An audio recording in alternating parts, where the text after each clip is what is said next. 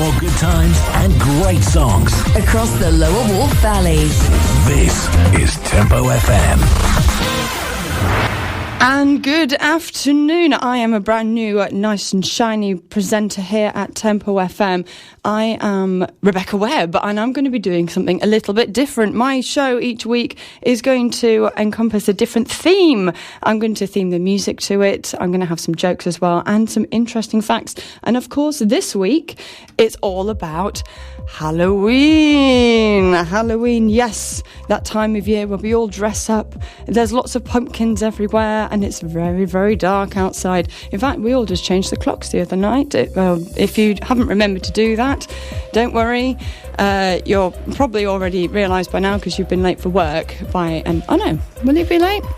I'll figure that out later. Anyway, so I think I should crack on. We need the first song. Of course, Halloween. The decorations have been up. Sales of sweets and costumes have been through the roof, and all the children have been dressing up and going out for parties. The nights have really been drawing in. And for my very first song, I'm going to play something a little bit different. It's something from a musical, and I absolutely love musicals. I actually saw this one live, and it's just so good. So please enjoy Michael Crawford singing The Music of the Night from Phantom of the Opera.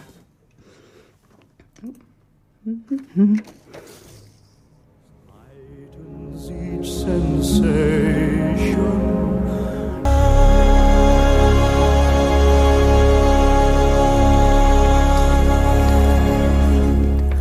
And that was Michael Crawford singing The Music of the Night from Andrew Lloyd Webber's Phantom of the Opera. A very fitting song for Halloween, if a little spooky. I mean, the show itself involves the Phantom himself being a bit murderous, so very fitting for Halloween, I think. Anywho, so when you think of Halloween, I like to think of the colours of things as well. Obviously, you've got the black for night, and as a contrasting colour, they chose orange. Well, traditionally, it's ended up being orange, even though white is opposite of black, or you might even want a slightly warmer colour like yellow, but instead orange is the one they went for. And it's not because it's pumpkins, oh no, because what they used to carve turnips, potatoes and beetroots. Until the Irish brought it over. Well, it started off in Native America, and then that's the potato carving spread pumpkin carving spread because it was much easier to do. Obviously, they're much bigger. They would then put these carved vegetables out on front porches to scare off ghouls and prevent anything from coming into the house that might cause a bump in the night. Stick to the path. Out come the creatures. A sponge in the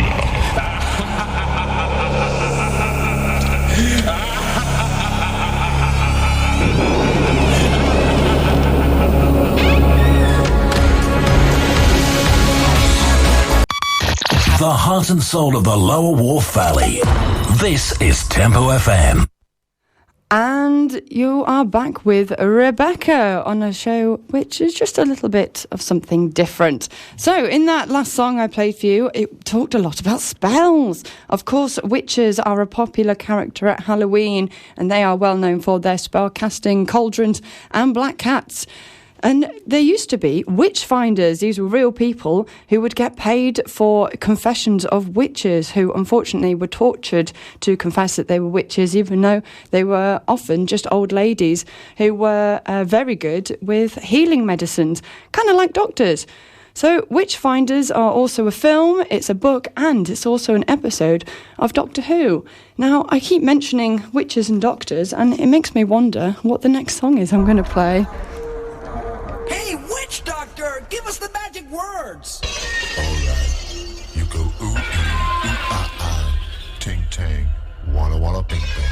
Alright. Ooh, ee, ooh, ah, ah. And that That was Witch Doctor by The Cartoons. I hope that put a smile on your face because it's certainly making me feel very cheesy right now. Right, so obviously witches are an option to dress up as.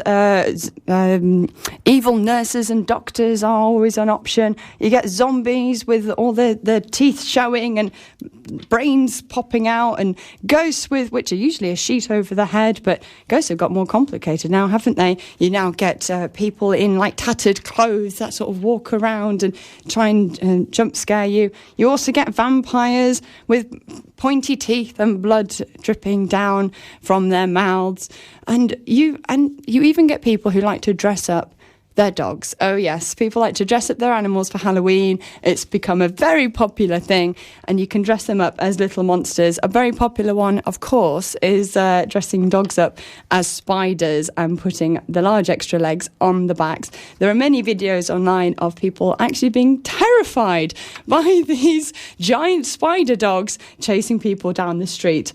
So you better watch out for those monsters coming over the hill.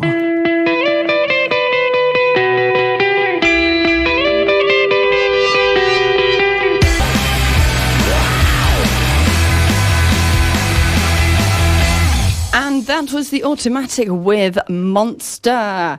Now, I happen to know that when I was younger, of course I would know this, I remember, it's a memory.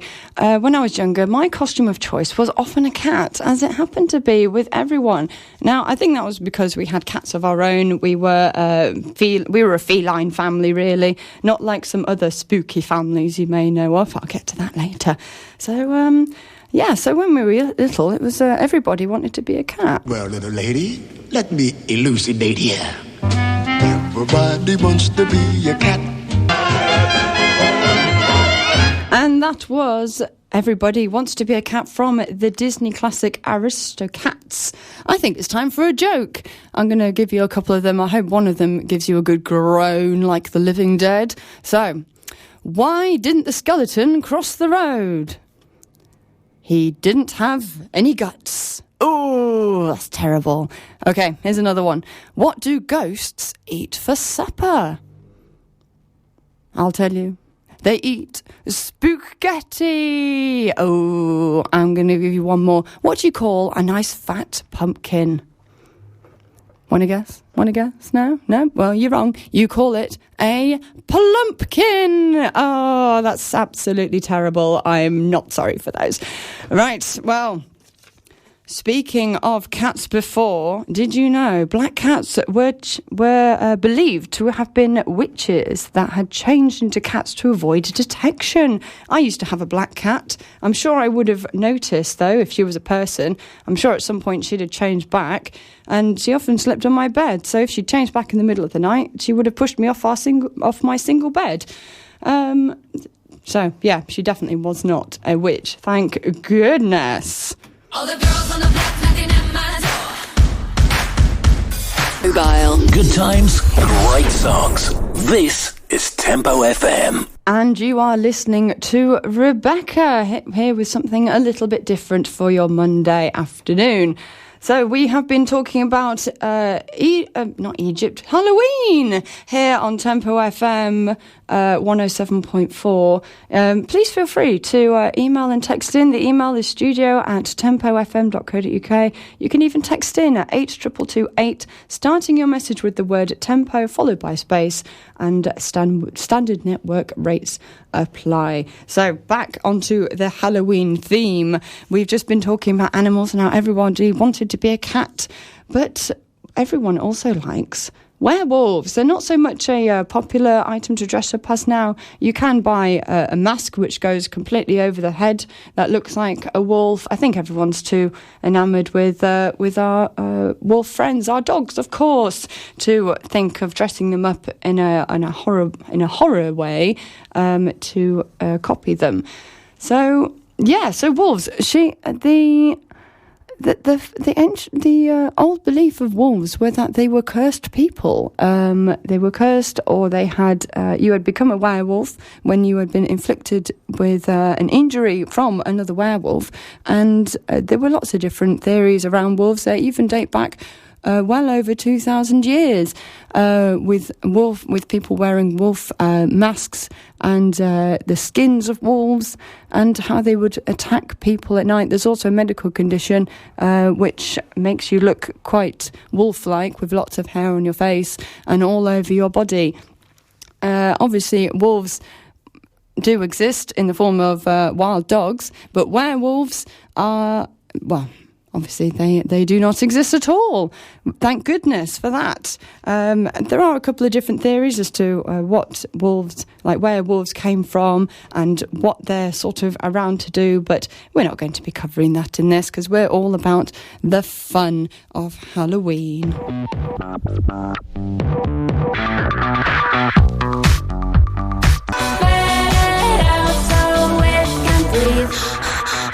And that was Shakira with She-Wolf, and leading on from the wolves, cats, wolves and all sorts. We've been talking about the ancient Egyptians were ones to revere cats as gods and messengers from the god. They also had a god that had a wolf head, as many of them did. They had many, many gods. This one in particular was called Wep-Wawet.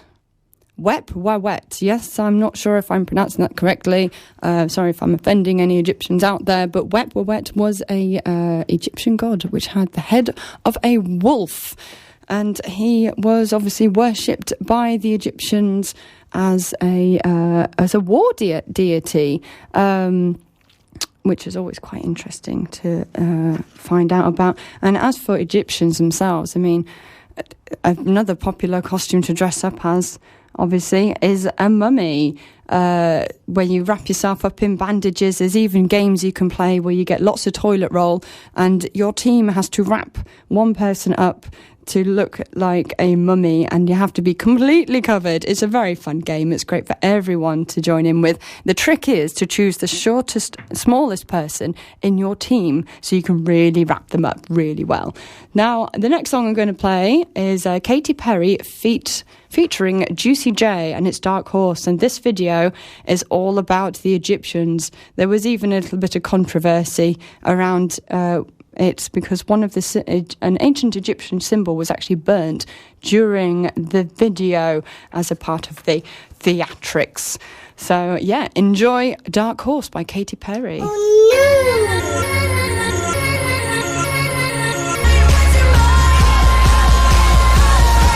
no going back. And that was Katy Perry feat. Juicy J with Dark Horse. And as I said, the video is all themed entirely around Egypt. And Katy Perry plays an Egyptian pharaoh. But of course, the most famous Egyptian pharaoh, apart from Cleopatra, who was the most famous woman Egyptian pharaoh, was King Tutankhamun, or King Tut for short. He was very, very famous mummy king. He was discovered, well, his tomb was discovered in 1922, and it was completely sealed off. It wasn't until a year later that it was then unsealed. All the original ropes were still attached to the door, and it was still a few years after that he was discovered deep in the tomb. He was found in the King's Valley in Egypt. His body rests there now. He is there on display, and they discovered that he is 30,000 years old. He was completely surrounded by lots of treasure and wealth, and of course he had been mummified. Now, when one is mummified, sorry if this is a little bit disgusting. Obviously, we do not do this now, but they pull the brain out through the nose. The guts, lungs, liver and stomach is removed from the body and put into separate jars so they don't decompose. The whole body is then sprinkled with salt and left for 40 days. Oh, yes, it was a very long process to mummify someone. Left for 40 days, then it was wrapped up all over in bandages. Fake eyes were inserted. Then lots of scrolls were put in, full of prayers, into the sarcophagus with the body, and the king was then surrounded by lots of wealth for his health on the long journey ahead into the world of the dead. Now, I don't think if you have been mummified, I don't think you'd be able to walk very well, but we're about to listen to the Bangles, so maybe they can explain it a little bit further.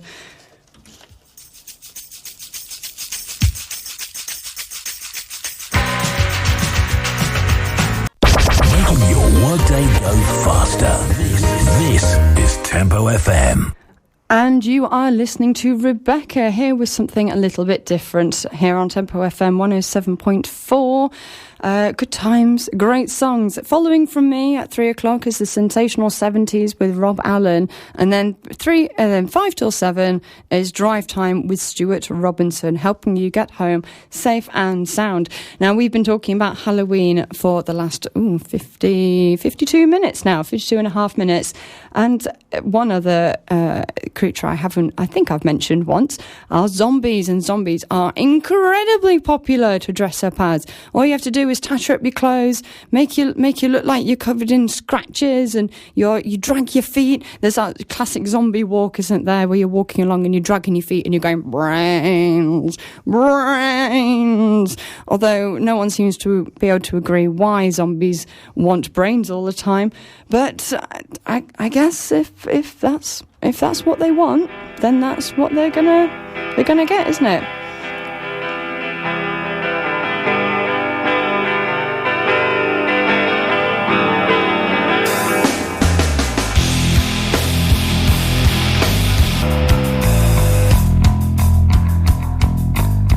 And that was the Cranberries with Zombie from 1994. It's actually younger than me. I've got another joke for you guys. Are you ready? Are you ready? What is a vampire's favourite fruit? Can anyone guess? What's his favourite fruit? It is a nectarine. Oh, that's terrible. That's terrible. I've got another one for you. What kind of dessert does a ghost like? Do we know? Do we know? It's ice cream. I can hear the groans from here, from out on the street. That's brilliant. And one more. What do birds say on Halloween? Because we do still have birds around about now. What do they say? What do they say at Halloween? They say, twick or tweet. Oh, that's so really cute. Can you imagine birds actually saying trick or treat? That'd be really cute. Right, well, I mentioned earlier about haunted families. So if your family are going the whole mile this Halloween to dress up, I hope some of you have decided to dress as these guys.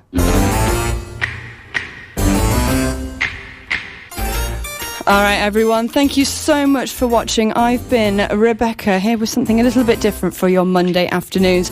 Please do have a safe Halloween. If you're out trick-or-treating, boys and girls, then aim for houses that have got Halloween decorations. That's always a nice idea, because they're probably going to have some chocolate. Right, thank you all so much again for listening, and I wish you all well. I'll hopefully see you next week. Bye, everyone.